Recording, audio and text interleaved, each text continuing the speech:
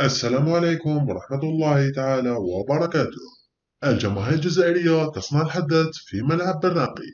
صنعت الحدث الجماهير الجزائرية في مباراة الجزائر ضد غانا، وذلك حينما طلبت المدرب ماجد بوكرة بإدخال اللاعب شوشة الذي صنع الحدث على مواقع التواصل الاجتماعي. وشاهدوا الفيديو. شوشة شوشة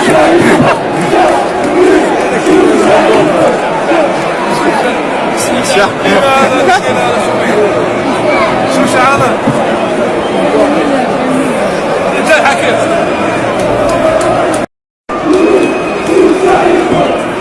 شوشة شوشة